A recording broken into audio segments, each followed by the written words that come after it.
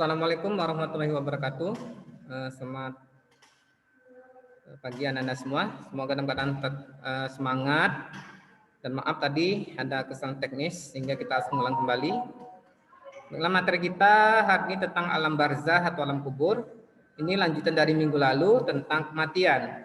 Jadi bagaimanapun bentuk kematiannya, mau itu husnul khotimah maupun su'ul khotimah, maka semua akan kembali ke alam barzah, akan masuk ke dalam alam barzah. Materi tujuan pembelajaran kita hari ini yaitu peserta didik mampu menganalisis tentang alam barzah. Nah, jadi ada pengertian alam barzah tadi sudah dibacakan oleh teman kalian ya, sudah dibacakan oleh Andi Rike. Pengertian alam barzah itu ada 3. Yang pertama ada alam transisi antara dunia dan akhirat sebagai tempat roh orang mati berada, alam yang memisahkan kehidupan dunia dan akhirat. Yang kedua adalah keadaan seorang sufi yang mengalami fana dan bako yang seakan-akan terhalang atau terpisah dari kesadaran tentang lingkungan sosialnya. Yang ketiga adalah penghalang atau pembatas di antara 2 hal atau kawasan. Nah, yang kita pelajari adalah pengertian alam barzah. Yang pertama ini yaitu alam yang memisahkan kehidupan dunia dan akhirat. Sedangkan yang nomor 2 ini hanya bisa dirasakan oleh orang sufi. Jadi kalau orang sufi itu dia merasa dirinya itu tidak berada di dunia karena mereka itu telah sangat cintanya kepada Allah, maka mereka tuh hanya seluruh jiwa dan raganya itu hanya tertuju pada Allah. Jadi dia tidak peduli dengan lingkungan di sekitarnya, ya. Dia tidak sadar lagi dengan lingkungan sekitarnya. Itu orang sufi.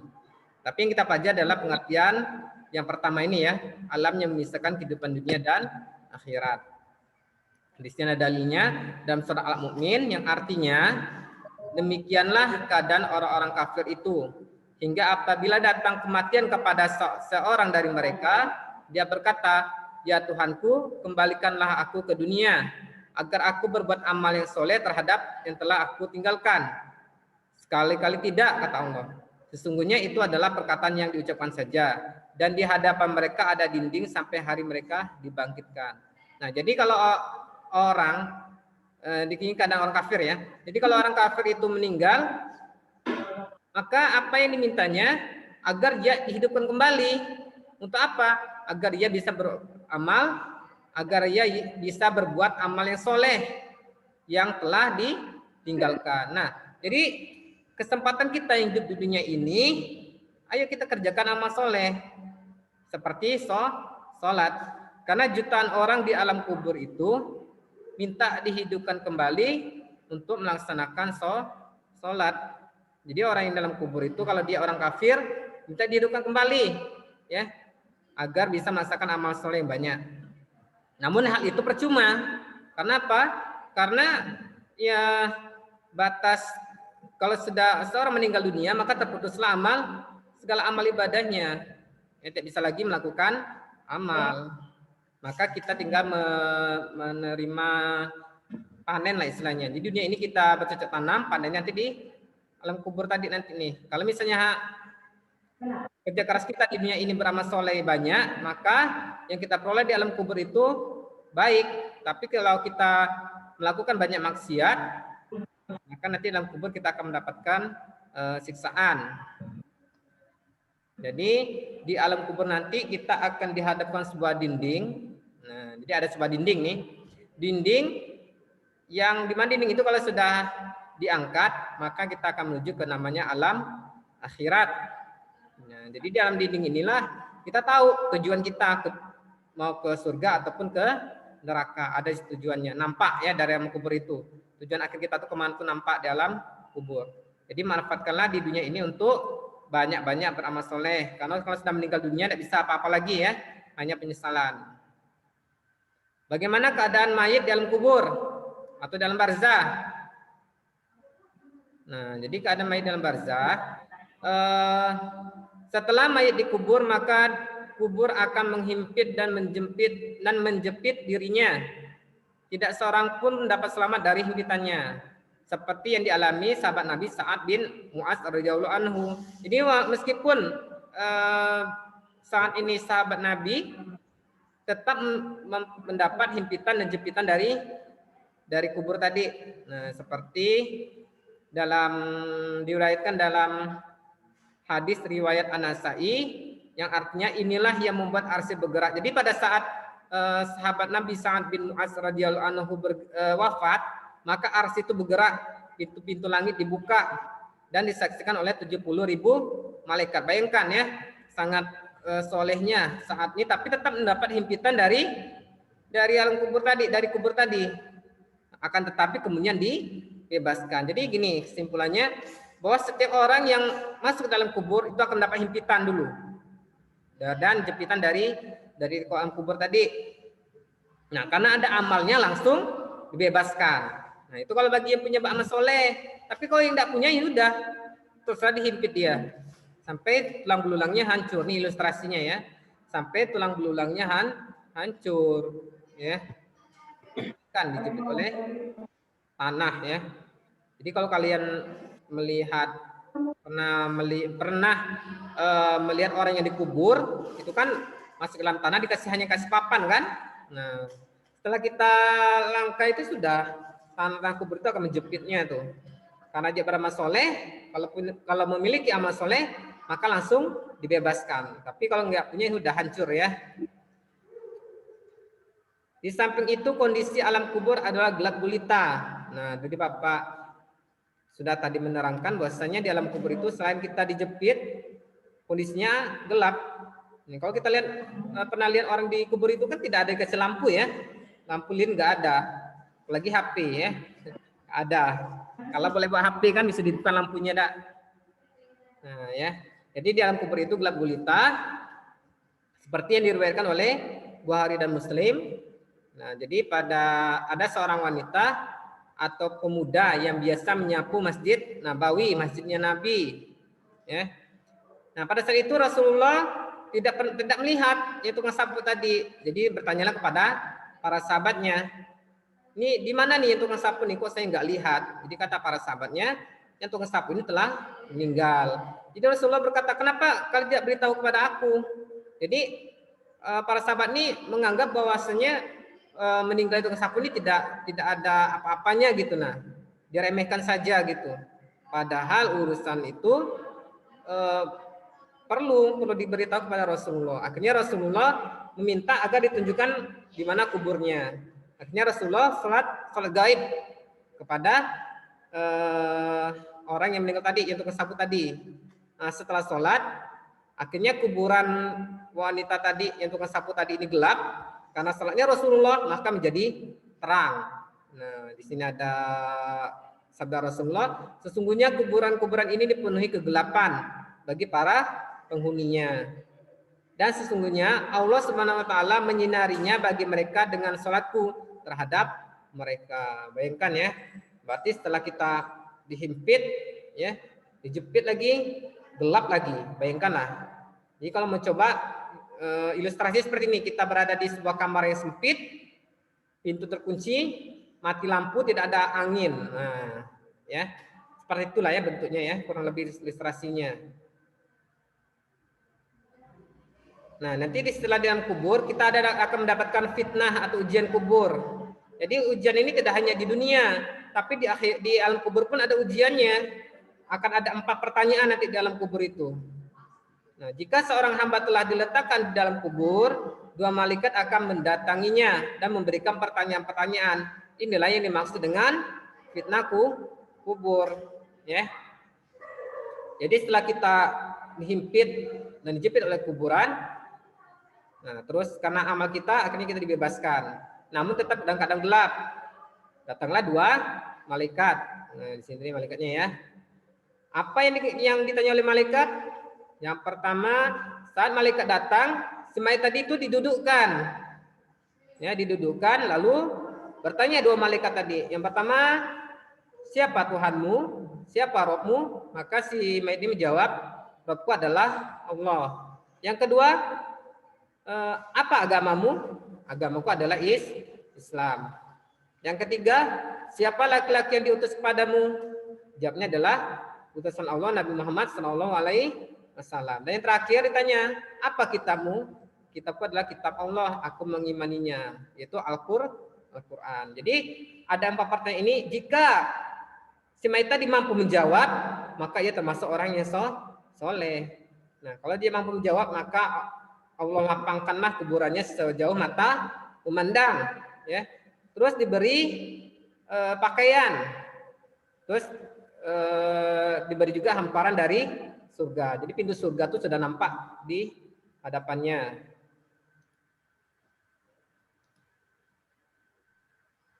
Nah, setelah itu datanglah kepadanya bau dan wangi surga.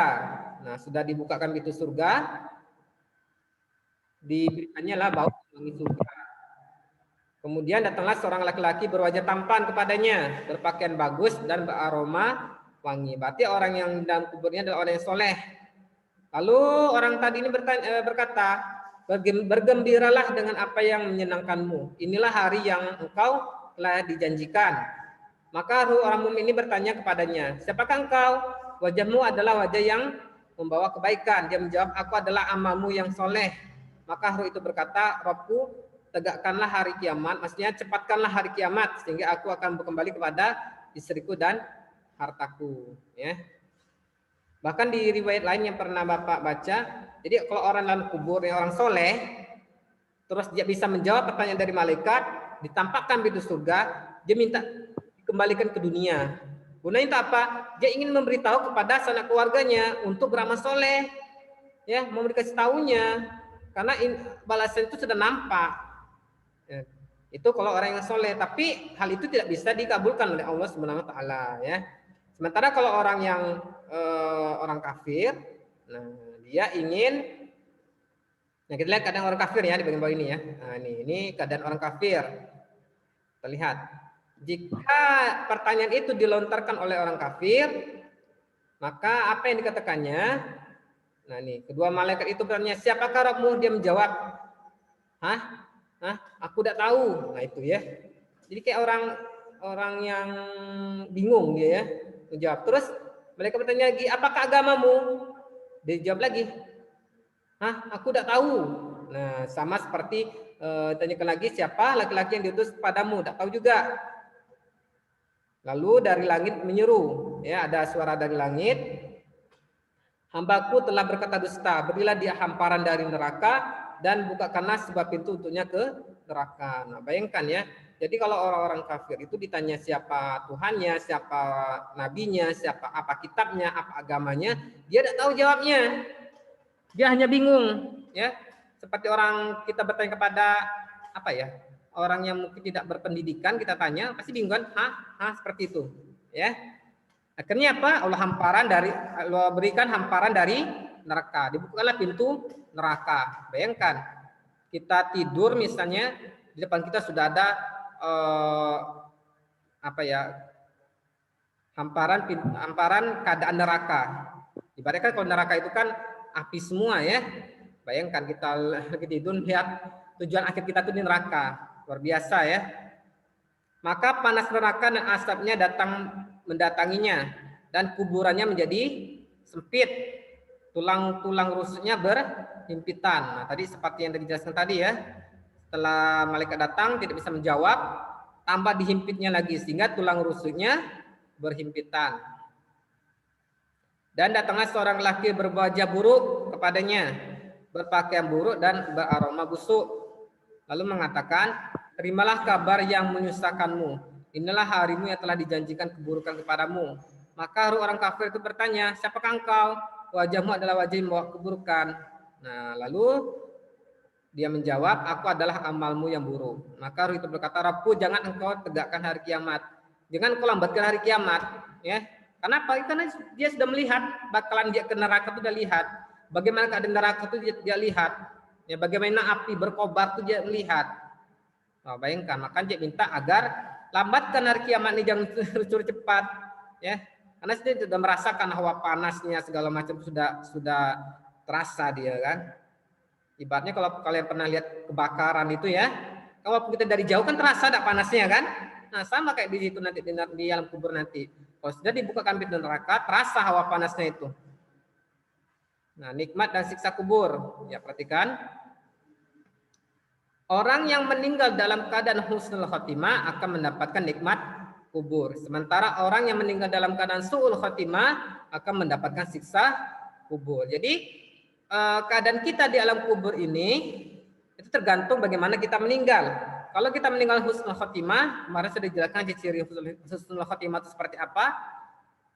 Salah satunya adalah mampu mengucapkan kalimat tauhid, la ilaha illallah. Kalimat tauhid ini kalimat yang diucapkan dengan menggerakkan dua buah bibir. Tak bisa kita dengan bibir tertutup kita mengucapkan la ilaha illallah.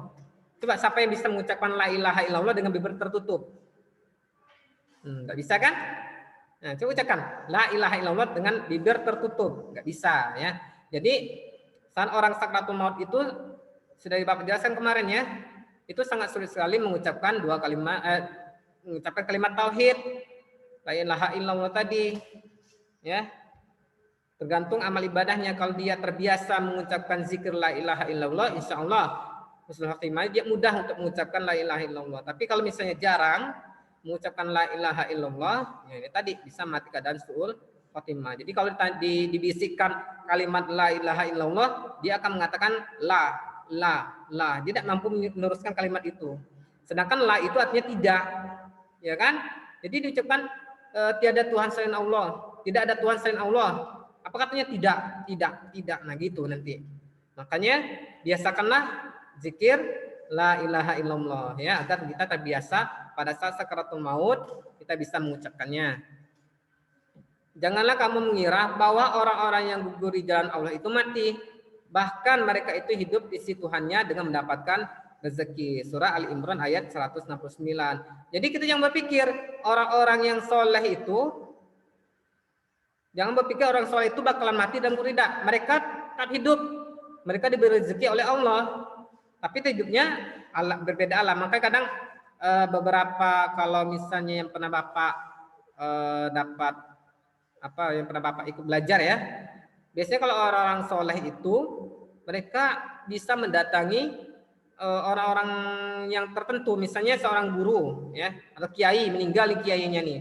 Dia selesai bisa mendatangi muridnya, bisa seperti Rasulullah kan. Rasulullah kadang kan bisa beberapa wali itu kan bisa melihat Rasulullah walaupun Rasulullah telah meninggal dunia, bisa didatangi oleh Rasulullah ya. Jadi beberapa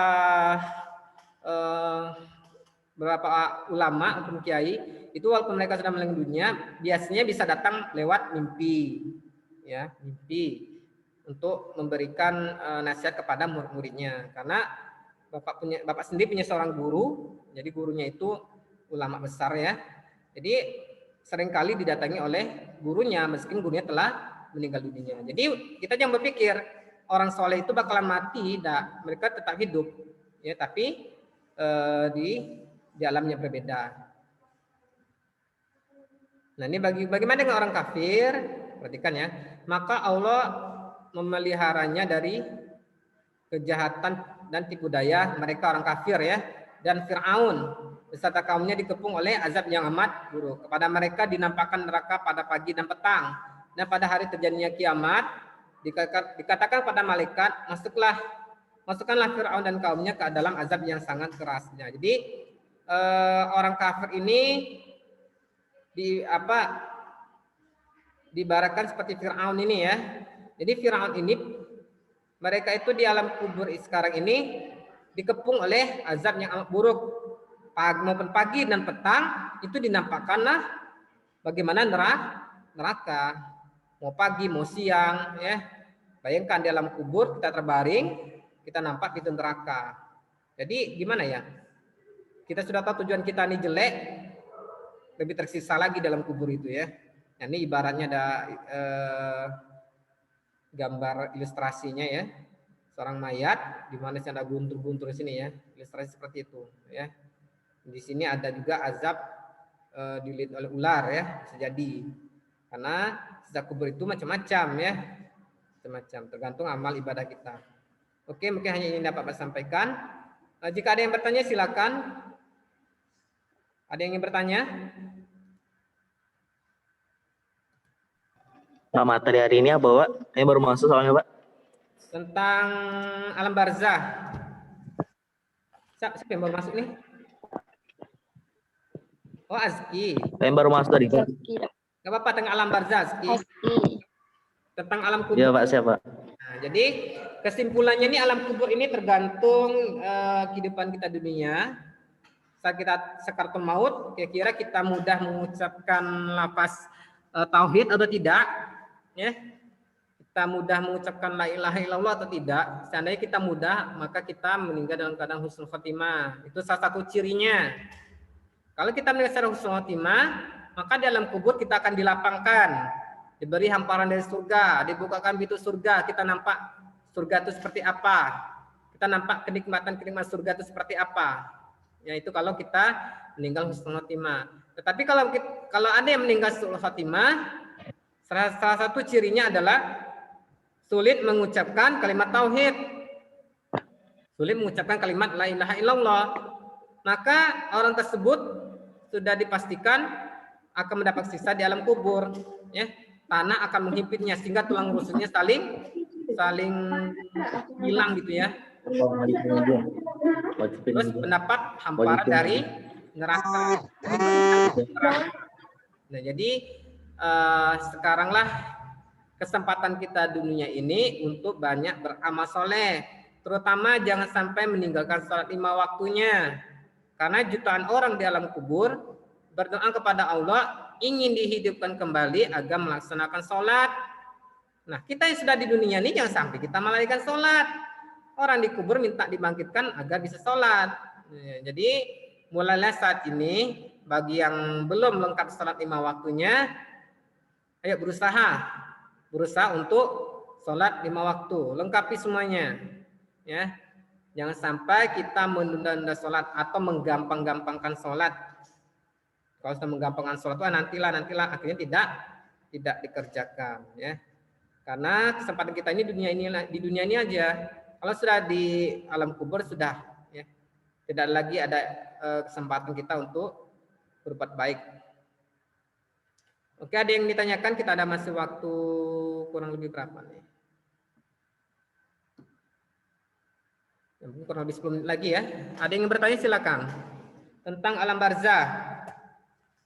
Sudah Pak. Oh, nanti untuk tugas tidak lagi Pak. Bapak matikan dulu ya. Apa stop dulu recordnya.